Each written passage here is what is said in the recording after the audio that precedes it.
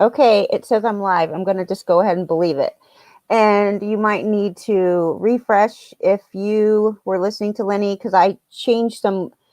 I edited the page while Lenny was on. So go ahead and refresh if you want to see video. And if you just want to listen to me on Spreaker, I think that's working too. So first of all, I wanted to, of course, we're going to go over the game yesterday. We're going to go over the World Series game. And I found some, there's only one game right now. So, like, all the tidbits are just flowing everywhere. There's all kinds of tidbits. But I did find one thing really interesting in that the Tampa Rays finished as the number one seed in the American League, but they struck out. I think they had the highest strikeout rate of any team. So I'm just happy that they beat the Astros. So I wanted to start the show by talking about Jeff Luhnow, who was fired over this sign stealing thing. Basically, Rob Manfred sent a memo to all the teams and all the management saying that right after the Yankees Red Sox scandal, like the Red Sox and the Yankees were caught cheating, and Rob Manfred sent out a memo saying, if you get caught cheating, if you get caught stealing signs using electronics or technology or whatever it is, if you get caught breaking the rules with the sign stealing, then the punishment is going to be doled out to the top, to the management. It's going to go from the top down. So if you're a manager, you're a GM, you need to pay attention to this memo, because if your team gets caught, it's on you. And that's what happened. And so because MLB had to bribe the players into telling them the truth, because they feel like they never would have got the truth out of the players if they would have made them take responsibility for what they did, they decided to approach it like, okay, we're just going to tell the players that no matter what they tell us, we're not going to punish them. And then we're going to punish the management, because, their theory was that they would find out the truth that way. And that's fine and all, but the problem is, like, well, here's the deal. Luhnow went on and did an interview just maybe yesterday or the day before. It was really recent, and it was 37-minute interview, and it's video. And he sits there on his couch with a journalist or whatever. She interviews him, and he will not take like any responsibility. And not only does he not take responsibility, I mean, he says he doesn't know, he never knew anything about it. Like he just doesn't want to, he's claiming that, like, he's gonna stick with his story, which, I mean, I kind of have the mindset that you should never really admit to anything unless you should never admit to anything if you don't want, I don't know. It sounds so horrible to say that, but if you're going to, like, when A-Rod was, when they were investigating A-Rod for using steroids, and I was like, don't admit it. Don't ever tell, because they're basically trying to get you to tell on yourself. And Luhnow, this guy is, like, you could tell he's super sad. Number one, he's super sad because he's been with the Astros. He basically took the Astros, and he built the Astros. He watched them go from the worst team in baseball to a World Series winning team. And in his defense, there is some evidence in there that does say that he may have not known, like stuff like, interactions between players saying, don't tell Jeff, like, don't tell him. He's not on the field every day, so he's not like interacting with the players every day.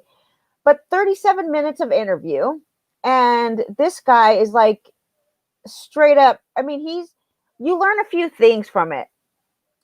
I'm fascinated by the whole thing, because I seriously believe that all the teams were cheating as much as they could. When they first started figuring out that they could cheat and using the video replay room to figure out signs, like, is that really cheating? I don't know, because it's not cheating to steal signs. It's not cheating for a catcher to watch video of a pitcher, and that's what good catchers do, actually. Like, they watch video and they see what batters do. And then, so as far as like good hitters watch pitchers, it's sign stealing is not against the rules specifically. And you got to try to use every tool that you have to get an advantage over the other team. And if you're in the World Series, like, you better have like 3 or 4 sets of signs, because if you don't, then the other team is going to know like what you're doing. But obviously it gets a little bit corrupt when you're communicating through text messages and Apple Watches, and you're calling on the dugout phone, and you're like, and you're banging on the trash can. I mean, it does get, it starts to become cheating instead of like just trying to be smarter than the rest of the teams. Well, Lou now I don't know if he wants it. I don't know. He just feels like he got the shit into the deal. Like, he feels that he should not have been fired. He feels like Manfred was very unfair to him, and that they were going to keep digging until they found something because just like his memo said, Rob Manfred said, the shit is going to start at the top. So if your team gets caught, you are going to be the one that suffers, to the GMs, to the management. And that's exactly what happened. Now, I think that Manfred would have dug until he found some kind of evidence that could justify him punishing Lou. Now, he didn't get kicked out of baseball, and neither did Alex Cora, by the way. So I'm already seeing articles like, where does Alex Cora fit in? And, like, he's not 86 from baseball, but it did serve a year of suspension, right? So I think he's afraid that he's not going to get another job. His heart is like totally with the Astros. It feels like a relationship breakup where, like, you say stuff like, you'll never forget the way you made me feel, and like, I'll never forget you. I'll always have a piece of, you'll always have a piece of my heart, and stuff like that. He, though, feels like he was totally shit on, because then basically he says what it comes down to is that somebody's word against his word about whether or not he knew. And he's like, he wants the world to know that he didn't know. And I'm sorry, I don't buy it. I just don't buy it. Number one, he was in the email chain, whether or not, like, his reason for not reading the emails, even though he responded to the emails that talked about it, he said that he went to his inbox one day and he had all these messages, and he responded to like 15 messages within like 10 minutes. He just like went through them, and he was like, great job, just to reply to let the person know on the other side that he saw the email and he wanted to be responsive, but he didn't read it. So now they're saying, well, you were on this email. How did you not see what they were talking about, stealing signs and stuff? They had like a name for their code and all of this. The video replay room was used as one aspect, and then there was the trash cans. But he admitted straight up that it was going on into 2018. So anybody that says that they stopped cheating after 2017 is not being truthful. And the fact that the players, they don't have to take any responsibility for what they did. He said that the text messages, like the interaction, there's 25,000 text messages or something. And so anyway, here's the thing. Lou now says that he called up Rob Manfred and he was like, I need to come and meet with you and talk with you about these accusations. Okay, so he said he went through each and everything. He had like everything, itemized and all of this.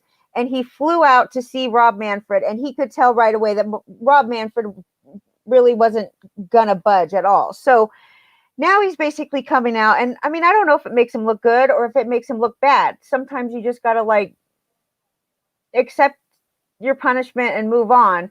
But he wants to make everybody very aware that he didn't know about it. And he said that he just feels horrible that cheating happened and all this. It's kind of like, I don't know.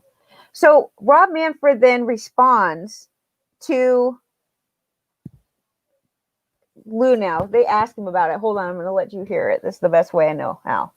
Jeff Lunell again denying any wrongdoing in the sign stealing scandal that you laid down discipline for. He said to a Houston television station yesterday he was, quote, shocked that he was implicated in it at all, and he offered to take a lie detector test for you. What do you make of those comments? Well, I don't want to rehash the whole Houston situation. I'd say two things.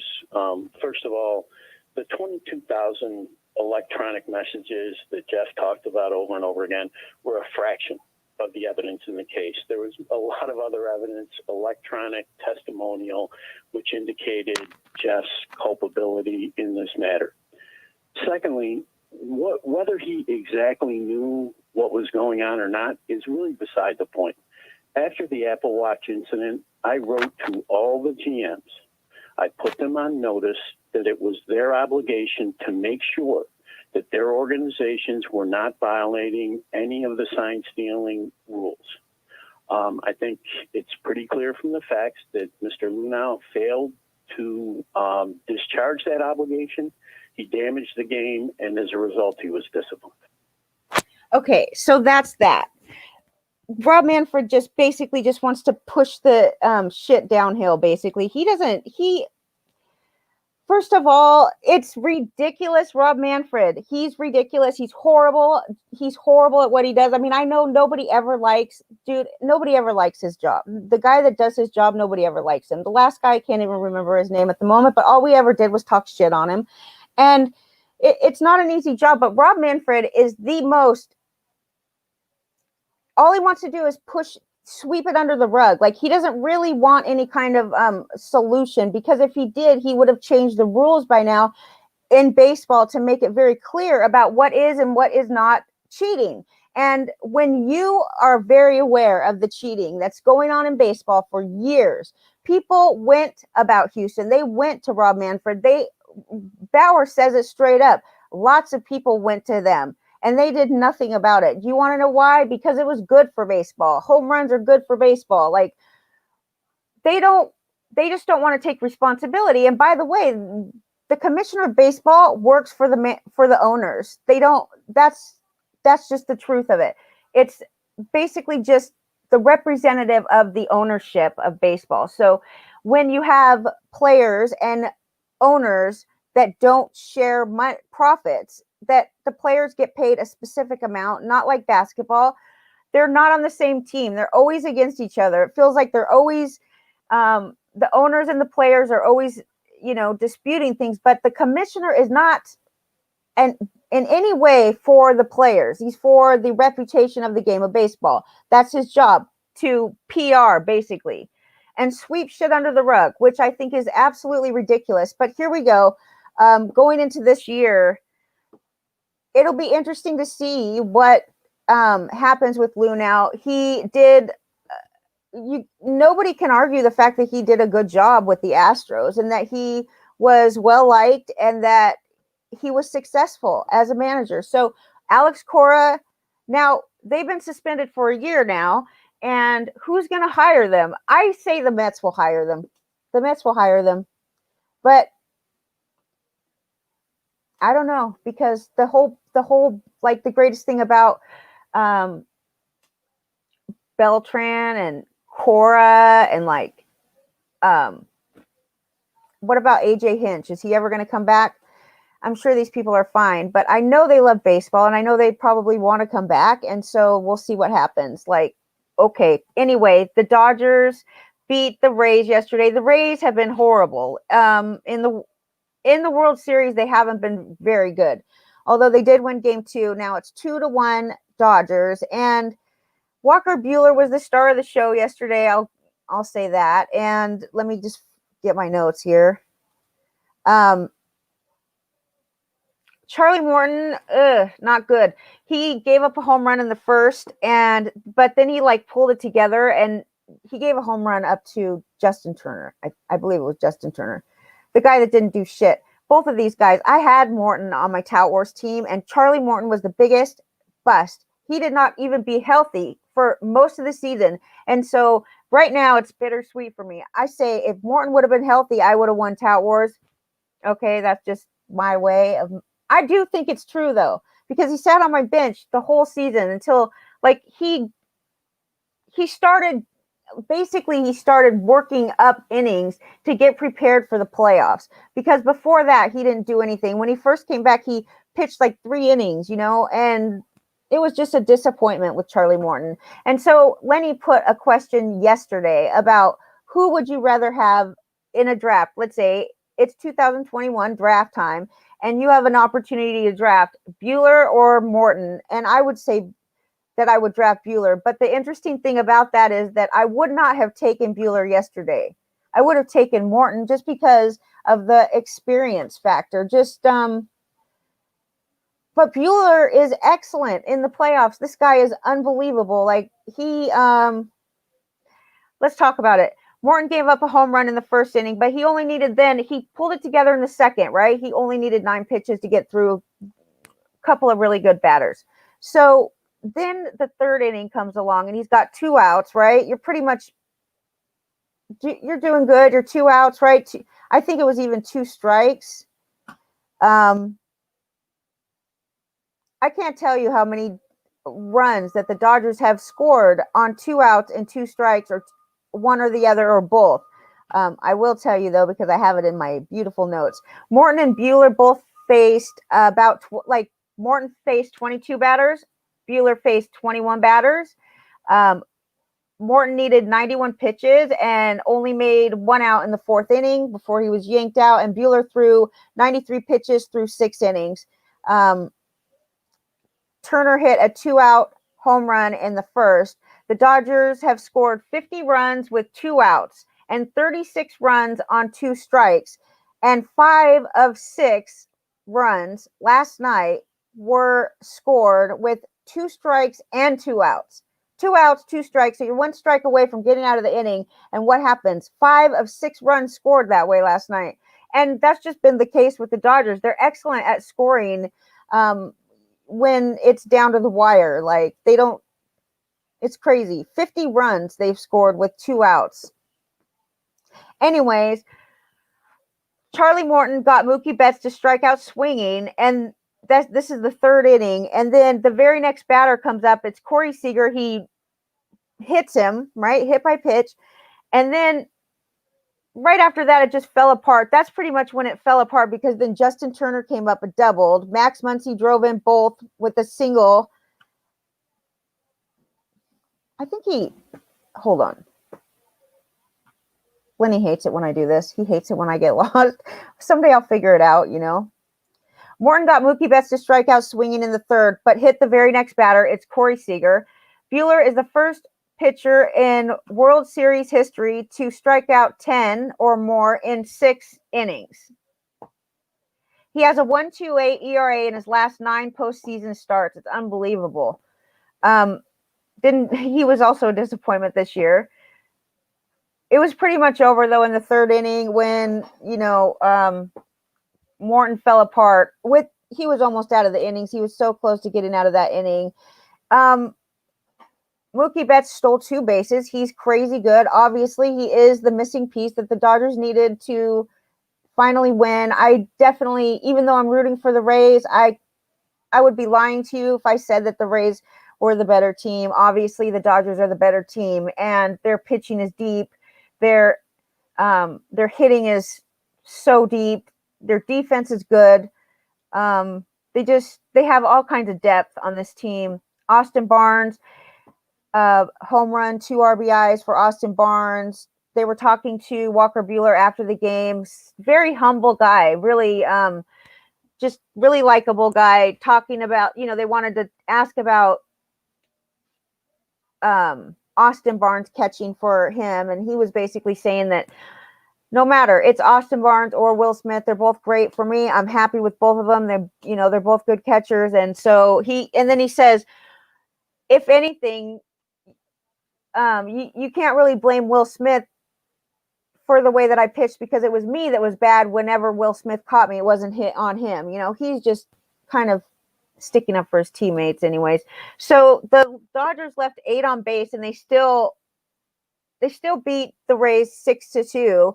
And that means that they were just getting a ton of hits, because I believe that the Tampa Bay Rays only left a couple on base. They left 2 on base, and the Dodgers left 8 on base. Manny Margot, somebody that we're going to talk about after I get done going over this game, because I think that he is somebody to pay attention to next year. I was very concerned that he wasn't going to get any playing time when he got traded to Tampa from San Diego, because look, number one, fantasy hates Tampa. Cash is not good for fantasy baseballers at all. And the only person in that entire Tampa Bay Rays lineup is Austin Meadows. That's the guarantee. You're going to get Austin Meadows in there every game pretty much, and even then is sketchy. So, like, the whole fantasy community knows that you just don't draft players from this team because you never know what Cash is going to do. I'm going to check in with the chat room. How's it going, everybody? Malpal's here. Etch in the kitchen. Are you kidding me? Etch in the kitchen table. Zelmo, that's great. That's great. Eddie, good morning. Shaman, good.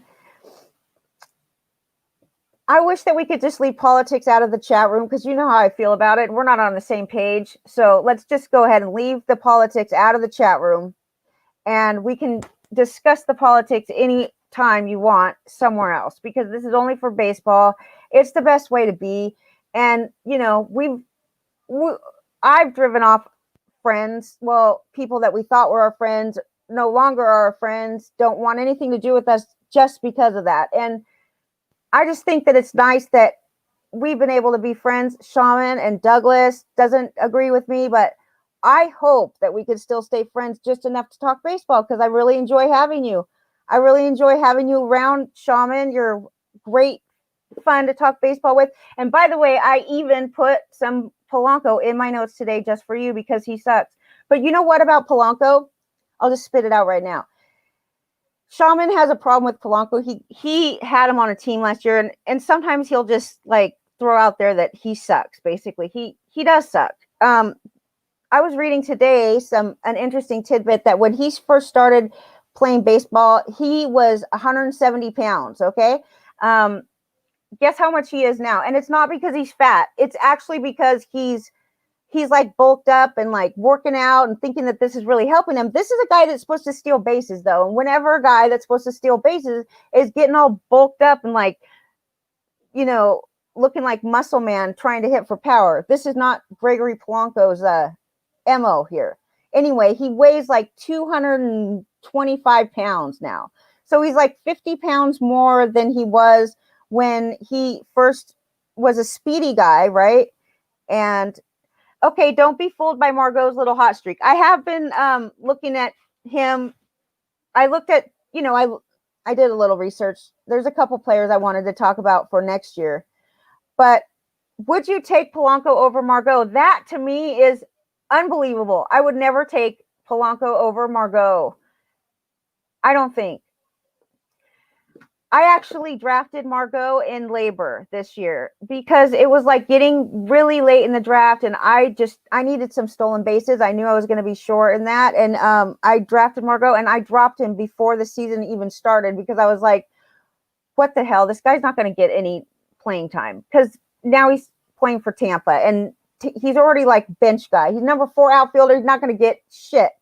And I was a little bit disturbed that I dropped him. I mean, of course, I could have probably picked him up immediately because nobody else was believing in him either. So we'll talk about him in a second, but let's go back to the game. The game. So Margot did hit a double last night, and Rosarina hit a home run finally because in the World Series he's been shitty, even though he's been breaking records for postseason stuff. His home run and RBI in the 9th inning.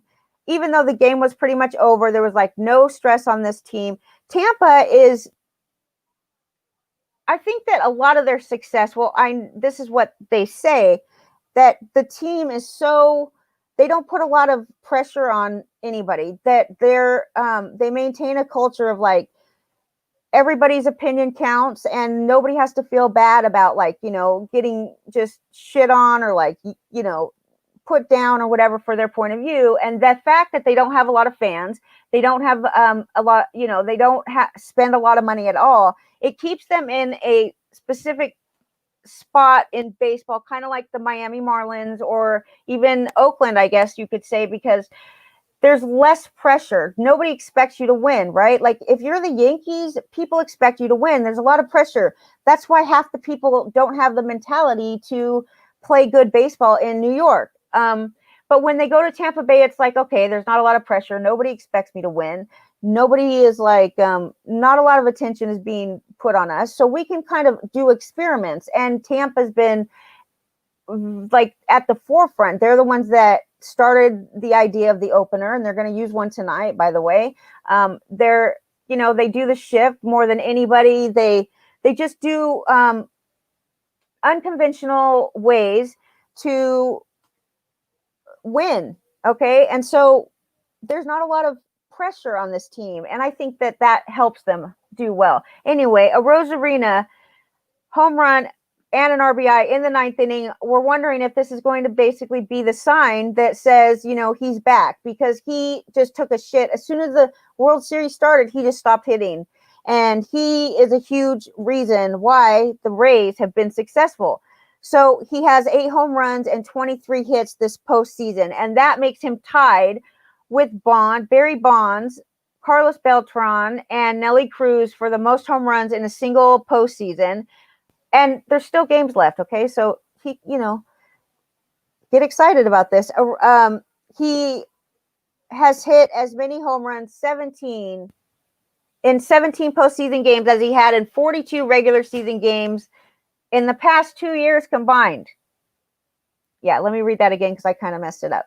He's hit more home runs in 17 postseason games than he did in 2 years combined in regular season. Okay? So last night's hit was the 23rd hit in the postseason, and he also broke the single postseason rookie record set by Derek Jeter, of all people, in 1996. And he's only 3 hits shy of the single postseason record for hits by any player. That's pretty good. 26.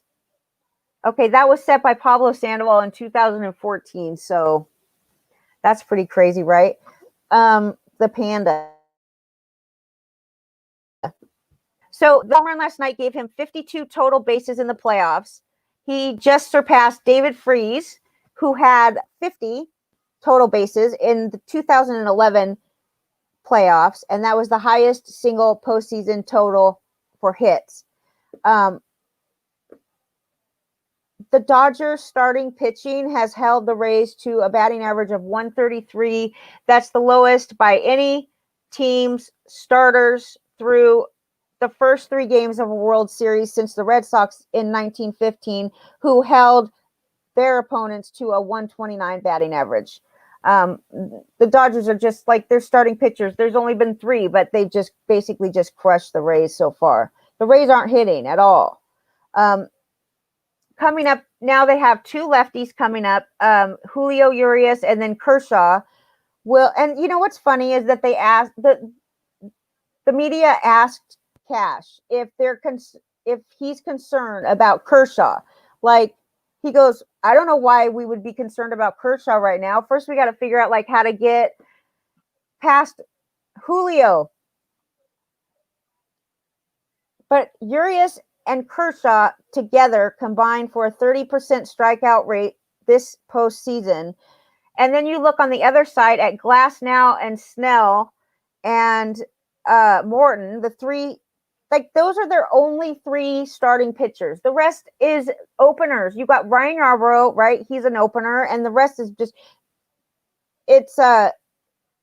they are really hurting units for starting pitchers, especially since Glasnow, Snell, and Morton combined for a 8.78 ERA in 3 starts. None of them made it through 5 innings. And tonight they're working with Ryan Yarbrough. So, I mean, he's not a horrible pitcher, but you really don't want to, because you got Julio Urias, right? Let's see. The last time he started was October 14th. That was 9 days ago. And that was the game where the Dodgers scored 11 runs in the first inning. So Dave Roberts just yanked him after 5 innings and 101 pitches, that should be anyways, no matter what. Let's see, in time to have him still ready to pitch 3 scoreless innings to close out Game 7 4 days later. He's fresh. He's ready to go. He's back in his regular starting spot. He's going to make his 17th postseason appearance. Can you believe that? He's now, because he hasn't started all of the games. He's come in and it's all about where we need you. And we don't know what this guy's going to be doing next year. Like, he's a good pitcher, and he did very good this past season for being as young and inexperienced as he is. He did a good job.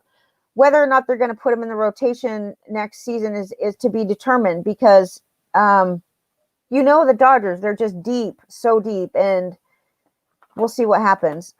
He's only given up 1 earned run in 16 innings this postseason, and he's ready. He's rested. He's ready to go. He's good. He's lefty. Okay, we'll see what happens. It's his first World Series start, of course, and he did appear in 3 games in the 2018 series, but not as a starter. So we'll see what happens. The Dodgers are trying to win their first World Series since 1988. It doesn't seem like it's been that long for the Dodgers. Probably because they're there every year, and they're contenders every year since like 2000.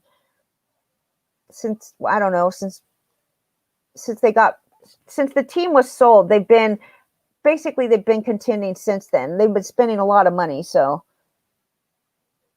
yeah, they've reached the World Series 3 of the last 4 seasons, but here's something that they haven't done in any of those World Series since 1988.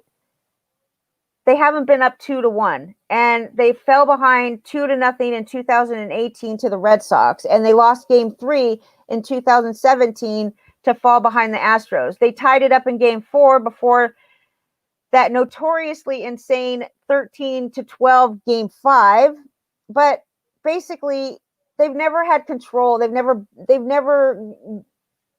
gone this far with this in this spot with this momentum. So they really, I'm pretty much certain that it's going to come down to that. The Dodgers are going to win the World Series. I mean, I'm just guessing, but they're definitely the best team. They have the best pitching. They have the best hitting.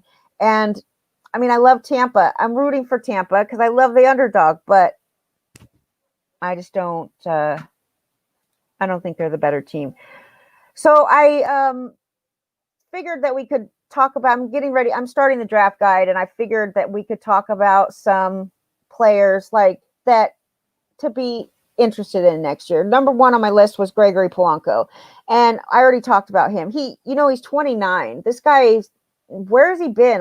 I don't have his stats right in front of me, but he's 29, and it feels like he has either been hurt for way too long or he's just been horrible. But maybe it's because he plays in Pittsburgh.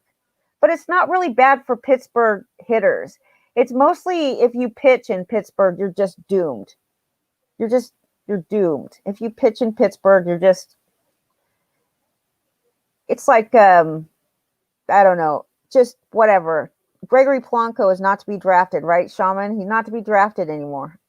Margot. Okay, let's talk about him for a second. The notes that I have on Margot is that number 1, he's super fast. He's right up there with Byron Buxton. He's in the 90th percentile in speed, okay? And going into this last season, though, Margot, we watched his batting average go down like 3 straight seasons. In 2019, he swiped 20 bases. He tried to swipe 24. So he was unsuccessful 4 out of 24. Then in 2020, he stole 12 bases, and he was unsuccessful again 4 times. And this is not going to get better. Probably the percentage of success is probably not going to get better. Although his speed has not gone down, he's still in the 90th percentile for speed. He runs hella fast, and he does walk. So in on-base percentage leagues, he is better than an average league. He does take walks, so he will get on base. And the problem is that with Margot, I think that the expectations were that he would grow into power, and we were going to expect power and speed from Manny Margot. And then his batting average, of course, is there's something to be desired there. But Manny Margot does not have bad plate discipline. The fact that he only strikes out like 15% of the time is surprising, considering his batting average is so low. It was like going into 2020, his batting average was 234. Okay. But now in 2020 on Tampa, new team and all this, he's had a 269 batting average, a 327 on base percentage, totally feasible for the amount of stolen bases that you're going to get late in your draft. I would never, dude, take Gregory Polanco over Margot, especially if I'm looking for stolen bases, because just like we talked about, the guy is like all bulked up. He is not flexible the way that he used to be. What you relied on Polanco for was the steals, and you can't go into 2021 expecting him to steal bases when he's like 50 pounds heavier. And I don't know. I just don't see it. I don't think he attempted very many stolen bases either. So I would totally understand why you would be sketchy on Margot. In fact, like I said, I did draft him. I thought, okay, I could maybe get a few stolen bases out of him, and I dropped him before the season even started. He does hit lots of infield fly, and he doesn't hit the ball very hard. I mean, literally, he had like 17% infield fly balls, and that's just basically like, what's up, launch angle, like, or maybe he's just not hitting it hard. He doesn't hit hard. Let's see what we have here. His contact rate, though, is good. He's got an 80% contact rate, 82.8% contact rate, and his strikeout percentage is 15.7. It's like Maikel Franco. These guys do not strike out, and they will get on base, and especially the fact that he does take walks, 8.2% walk rate. So Margot is entering his year age 26 this season. So in all reality, he hasn't even hit his prime yet. So we'll see what happens here. Margot, like I said, I thought that he was going to hit for some power. Back in like 2017, 2018, when we were expecting him to come up, we did see him start to hit for some power. He hit, I don't have his minor league numbers. Wait, yes, I do. So he hit 13 home runs in 2017 and 12 home runs in 2019. So he was going to, he still could develop some power, but we're really looking at him for speed, because his talent is absolutely in his speed. He can run faster than almost anybody. Like Byron Buxton is the only one that maybe Tatis. I think Tatis runs hella fast too. But anyway, in 2020, he hit lefties 232 batting average, and righties he hit 272. But his career against righties is 232. It's like reversed. And he does actually bat leadoff. He did bat leadoff in 2020 against left-handed pitchers sometimes, not all the time. But, Cash is unreliable. I'm just saying, he gets a chance to be at the top. This would be for DFS or something. You remember Manny Margot against lefties because he could bat leadoff, and that's hella cheap. So the next guy I wanted to talk about is Ryan Mountcastle. He should qualify. Like, he plays left field and first base, so you got him at outfield and first base, which is great for position eligibility. He plays for Baltimore, so he's kind of under the radar. I mean, we all know who he is. It's not like he's a big secret or anything, but the thing about him is he was a first-round draft pick, and he is definitely going to see playing time. He is going to be in the batting order, in the middle, regardless of whether or not Baltimore's a great team. They're actually, they're building a better team, right? So the worst part of it is behind us, and their ballpark is great for hitters. And Ryan Mountcastle, I think, is going to be somewhat under the radar. He's 6'3", he weighs 210 pounds. He will not be stealing you any bases, and he will be hitting for power. He makes a lot of hard contact. He doesn't strike out very much. He only struck out 30 times. But his defense sucks. He's not hired for that. He's a total 3 true outcome player. Like, he is not going to get, if there's a spot for a DH, he'll probably be it, because his his defense is horrible. It's not quite as bad as Nicholas Castellanos, but it's pretty bad. And so that's not what they hired him for, though. They hired him to hit for power, and he's not going to he'll be running the bases like Big Papi. Okay. But he stands a good chance of getting 30 home runs. And there's actually a couple decent hitters in Baltimore that could potentially get 30 home runs. There's Renato Nunez and Rio Ruiz, who both of them are, if they can both get playing time, they're both power hitters. I wonder what Baltimore is going to do when they get stuck with like all their whole lineup is just a bunch of power hitters, and I can't really think of anybody that steals bases on that team.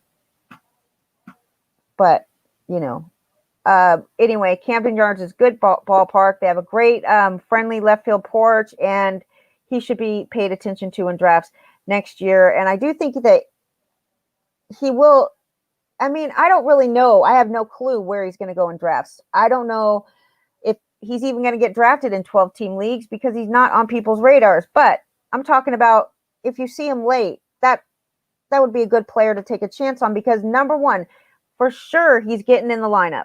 There's no doubt about it. Let's move on. We have Joe Adele on this list. And I mean, I'm not going to say I told you so or anything like that, but I did tell you that he was not. For me, I say to myself, what did Joe Adele ever do to make all these people just whack over him?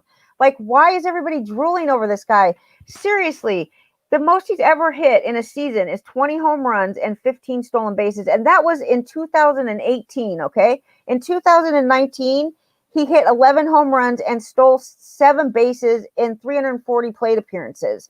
And then in 2020, obviously, I'm not going to knock him for last season. Number one, all rookies, you should just expect them to be shitty when they first come up to the major leagues. You shouldn't expect anything else from them. And if you're drafting them in like the 8th round or 10th round, it's ridiculous. There's still friends of mine that do. Every league needs them. Just don't be that guy, because you will not win leagues that way. You do not win leagues drafting Joe Adeles. You do not win leagues drafting Vladimir Guerrero Jr. Or, you know, any of them. So you got to wait until the people have moved on to the next greatest rookie, and then you draft them. Vladimir Guerrero Jr. could be an excellent pick this year, okay? Because I'm not saying that he didn't have talent or that he doesn't have talent, but he's now getting comfortable, right? He's getting comfortable at the major league level. And so you got to give a chance for them to come out. Sometimes they hit really good for just a couple weeks, like Austin Hayes. I think it was Austin Hayes. Comes out just on fire, hits like 8 or 9 home runs in the first 10 or 12 days that he's up. And then all of a sudden, he just can't hit, and he doesn't hit for the rest of the season because the pitchers figured him out. We know what is your weakness, and we will totally target it. So, Vladdy, now that nobody wants to draft him because everybody's moved on to Joe Adele and, you know, like whoever the next flavor of the day is, that's when you draft him. That's when you actually are not going to have to pay an arm and a leg. But remember, just a couple years ago, Vladdy was going he was literally being drafted in the 4th round. Joe Adele was being drafted in 12-team leagues, even though he wasn't even going to be up at the beginning of the season for sure. Anyway, let's talk about Adele. I don't see all of this raw talent that everybody talks about, but okay, I'm not going to say it doesn't exist. I just don't see it. I don't know where to look for that because I just don't see it in his numbers. His batting average this season at the major league level was 161. Let's not knock on him. Let's just say this. He had a bad year. He played, though, in 2019. He struggled at AAA, okay? He struck out 33% of the time. And then he went to Arizona Fall League, and we were there, and we saw him in person, and he wasn't impressive at all. I don't remember him doing anything. I don't think I saw him hit 1 home run. I don't think I saw him, like, super. I saw his teammate Brandon Marsh, who's an outfielder in LA too, and I really thought he was looking just ready, comfortable, just really good camaraderie with the rest of the guys on the team. Like, I'm not saying that Joe Adele didn't have that, but I just don't see all the hype. So anyway, he went to the Arizona Fall League. He had a 29-11 strikeout to walk ratio, okay? And he played in 24 games. They say that he has 60 grade raw power, but has only 33 home runs in 200 games above rookie ball. That includes the Arizona Fall League. So he may not enter Major League Baseball ready to hit 30 or more home runs. I don't see him ever doing that. And his plus speed, right? He has an 89.3% success rate on the base paths, but only attempted 28 steals in 200 games. So yeah, he's successful when he does try to run, but there's nothing going on. I mean, at least Margot, you'd be like, okay, that guy stole like 35 bases or 39 bases, you know, in the minors, or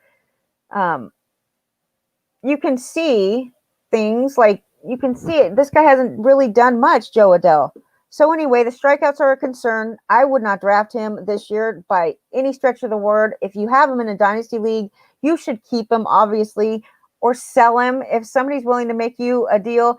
The best time to sell these guys, if I'm in a dynasty league, I am absolutely going to, if there comes an opportunity for me to grab onto a highly touted rookie or prospect, right, in a dynasty league, I will hop on it. If I'm going to be able to get this player at a decent price, I know that I will sell that player before he ever steps foot on a Major League Baseball field. Like, I will sell him because they are worth a ton of money. Like, they are worth a great trade in fantasy when they're hyped up like that. But that's it. I'm not in a redraft league. I just don't recommend ever drafting prospects ever.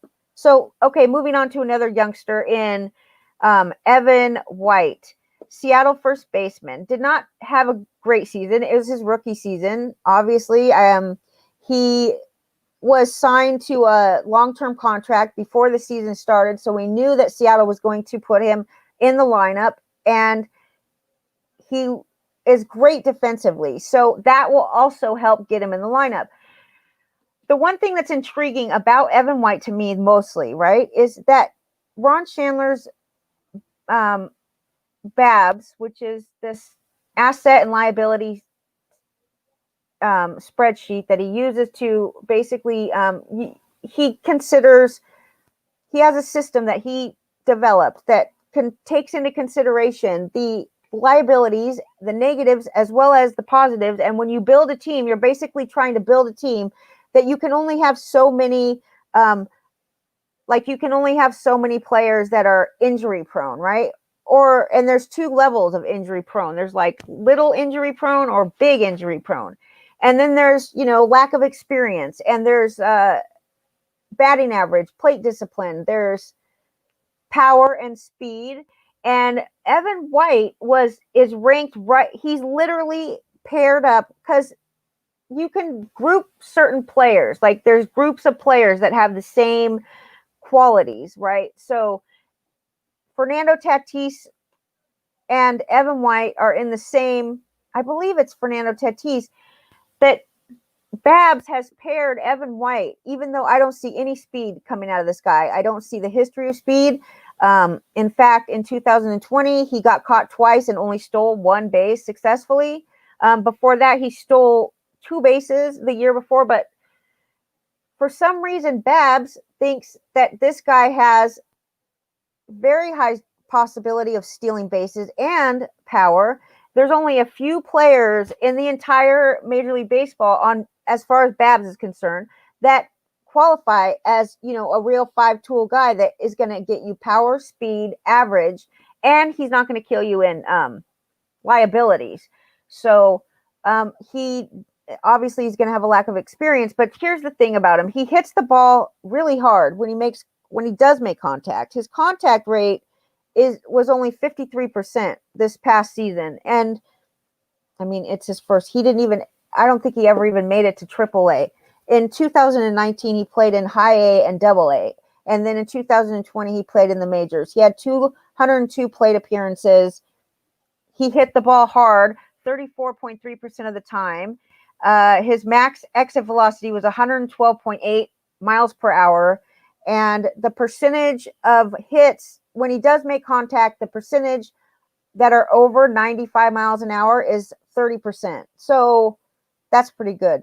And he hit 15 barrels. It's 7.4% of plate appearances, but that's only going to get better, right? This guy is 25. He's going to be entering 25 season, age 25. And I just think he's got, number one, he's excellent defensively. He I think he ranked second among first basemen in 2024 defensive runs saved. He's excellent defensive. That's going to keep him in the lineup. Whether or not you want a crappy batter in your lineup, I don't think you do. It's not good, but you know what I mean? He has potential. And again, when it gets to be late in the draft and it comes time to take a chance on somebody with some upside, Evan White's going to play every day. And we haven't seen it come out yet, but we do know that he hits really hard and he does it on a regular basis. Whether or not he hits the ball, that's to be determined yet. But his batting average was in the 100s, so it was like Adele bad, right? Okay. The thing is, though, he got 53.8% contact rate in the major leagues. But before that, his entire minor league career, he was making contact 80%, 75% the entire time. So I do expect his contact rate to go up, and I do expect his 41% strikeout rate to go down. He did walk 9% of the time, so that's good right off the bat, and we'll see. He will play. That's what we know. Let's see what else. His average exit velocity is 92.5 miles an hour. Kyle Lewis actually doesn't have his average exit velocity is not as much as high as Evan White, if you can imagine that, because Kyle Lewis had a great season, and we don't even need to talk about him because obviously he's going to be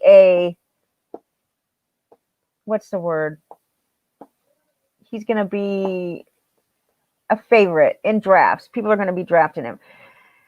A Rosarina, people are going to be like, a Rosarina is going to be one of those that got his value based on the playoffs, and it is going to be crazy. And you should stay away. Believe me, you should stay away because no matter what it is, it's going to be too high. Just accept the fact that you're not getting a Rosarina on your team this year and move on, because you should question like whether, how good is he? It's 10:12 and I'm right on time.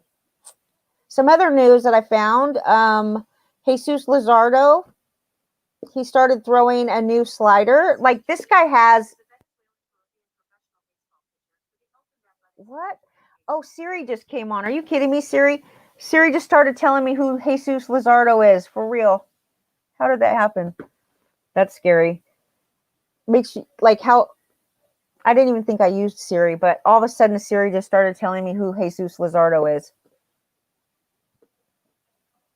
That's just okay. He started throwing a new hard slider. According to Brooks Baseball, Luzardo hasn't thrown a slider all season.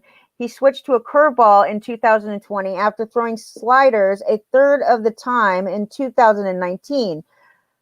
But he says that this new slider bears little resemblance to the one he threw before.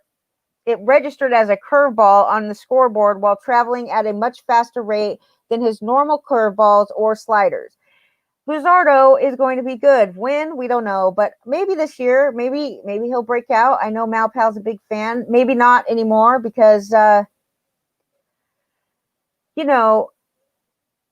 had to take a chance on this guy. You had to go out there on a limb because he was getting drafted, and you had other options. Like, you could have drafted at that point in time in the draft last season, heading into 2020. You could have drafted all kinds of pitchers. At the time that you drafted Luzardo, you could have drafted Zach Gallen. You could have drafted Lamet. You could have drafted, I don't know about Glass now, but he was being drafted for sure. I think we're all really excited about him.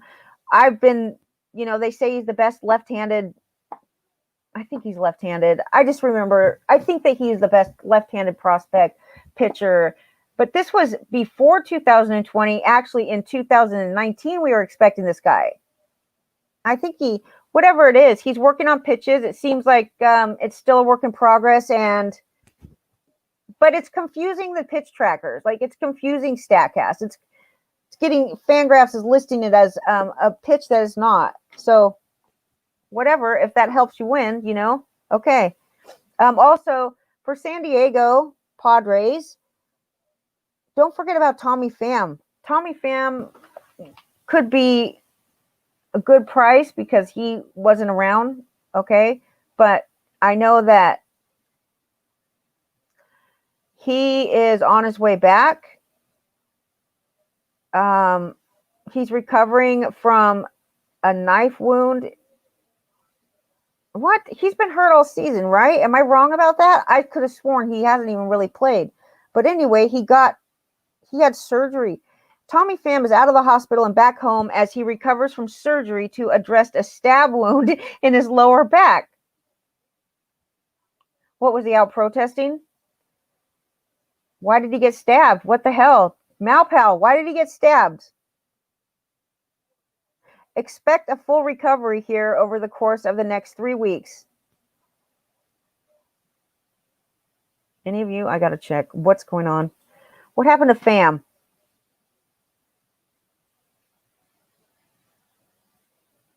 Name this good MLB player. That's the Washington Cougar, I think. Who is that? Malpal, what happened to Tommy Pham? Austin Hayes is interesting too. I was reading about him today. Austin Hayes. Orioles, another one, dude. He had a lot of upside. He actually 4 home runs, 2 stolen bases, a 279 batting average this season. But remember when he came up, didn't he like go crazy hitting the ball like right when he came up, and then he just didn't hit after that. He's got really aggressive approach at the plate, it says. But it says, I think we can safely say that he will hunt home runs. If he tones down his approach and quits being so aggressive, his batting average and on-base percentage will obviously improve. But it says he's 6 feet tall, 205 pounds. He was caught stealing 3 of 5 times.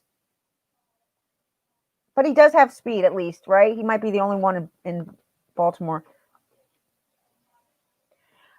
Bernie, let me see who wrote this. I think it's Bernie Pleskoff. Yeah, he does a lot of scouting and stuff. This is from him. These are his words. He says that he sees a huge upside with Austin Hayes, that he's probably going to go unnoticed in drafts, and that he's capable of having a big year, or he could also just be a bust completely. So it's like he's saying that he would give him a good look if the auction price was good. So Evan White or Austin Hayes, Evan White plays first base and Austin Hayes plays outfield. And I do think that they're both going to get playing time. I don't know who I'd choose. I would probably choose, at that point in the draft, I would choose whichever position I needed because, but I do think that Austin Hayes is worth mentioning, but I would definitely not take Adele over Austin Hayes. No way. Okay, what happened to Pham? He got shot? It says that he got stabbed. Lenny, are you lying? What the hell?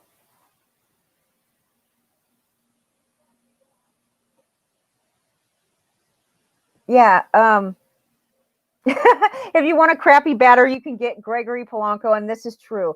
And that's the thing, though. You'll always have somebody on your team that you can bitch about, and you can always blame your shitty fantasy team on Gregory Polanco. So it might be worth getting him just for that reason, right?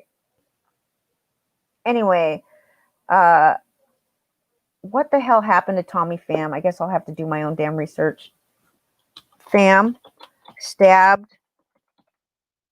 How is this possible? A stabbing incident, okay? The video shows he stabbed outside a strip club. For real? Does he have to be outside a strip club? COVID and all. Hold on a second. Let's see the video.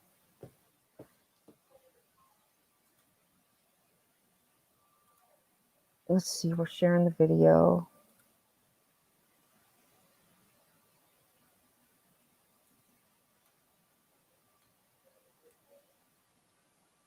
TMZ, yeah.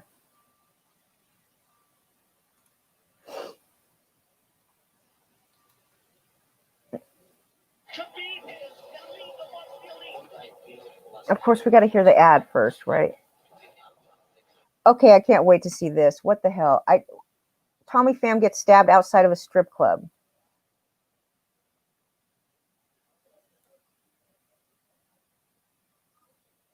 What's he doing outside a strip club? What's he doing at a strip club right now? Maybe because he doesn't have to, I don't know. The season's over, so he's allowed to go do whatever he wants anyways. And I don't know why I'm even questioning. He's allowed to be at a strip club if he wants. How come I don't hear it? Anyway, let's just watch it. Oh my goodness. What?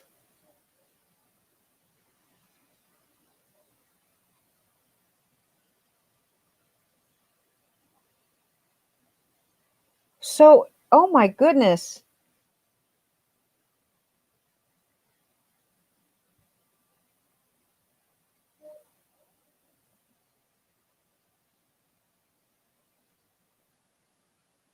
It's like a whole gang of people.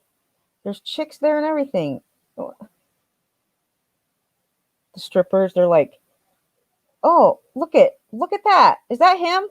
That's Pham. He's just all bloody and shit."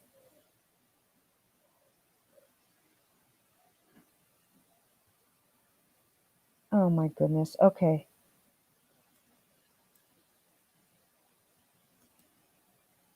Okay, it says that. Jeez Louise. Okay, they obtained video of the altercation outside of the strip club. It's both graphic and violent. Pham is dressed, yeah, that was him, with the red sweatpants and a white shirt with a bloody ass back. Okay, a fist fight involving other people while Pham stands nearby in a blood-soaked shirt. The stab wound runs from hip to hip, and he is bleeding profusely. Paramedics come. He was transported to UC San Diego Health. He got stitches. He's seriously lucky to have avoided catastrophic injuries. 12-inch long and 5-inch wide laceration in the stabbing. Okay, but why was he stabbed? Okay. They say that the outfielder was slashed outside of this Showgirls International at 10:35 p.m. Okay, the whole incident started when Pham confronted people who were arguing near his car. He asked the people, who he did not know, to get away from his vehicle, and then he was attacked and stabbed. Don't ever ask anybody to get away from your vehicle, okay? So he went to the hospital. He got stitches. He's 32 years old. I'm going to change I don't know. Should I change my mind about Pham just because of this incident? I mean, he's 32. He's not young anymore. I'm not going to hold it against him that he got stabbed, but it's just like he wasn't healthy last year. I don't remember when he was healthy last. I don't think he ever lived up to what he could have been. They've launched an investigation. This guy, it's hard to believe that somebody just like stabbed him because he told him to get away from his car, but you never know these days. It's pretty crazy out there. You never know. 7-year career in Major League Baseball. He's hit 82 home runs and stole 75 bases in 7 years. Yes, I'm gonna change my mind on him right now. So, okay, anyways, he's gonna recuperate. He'll probably get injured some other way. But I'm good. I'm headed out. You guys enjoy your weekend. We will see you today. Today's what? Today we're having another game, right? The Braves have to win or it's over.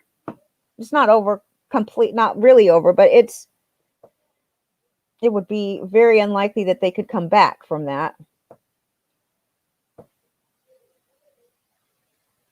That's it, you guys. Thanks for coming. Thanks for listening. We'll talk again. Tomorrow, Lenny will be here at 9 a.m. talking baseball. Then Douglas will come on at 5:30 and George comes on at 6:30 or right around 6:30 or 7 when he gets off work. I don't know how he does that because he gets like no time to study. He just walks in, he gets in the shower, and then he just starts talking baseball. And it's great. He does a great job. So, okay, join us here for Douglas, Lenny, and George tomorrow, and enjoy your days.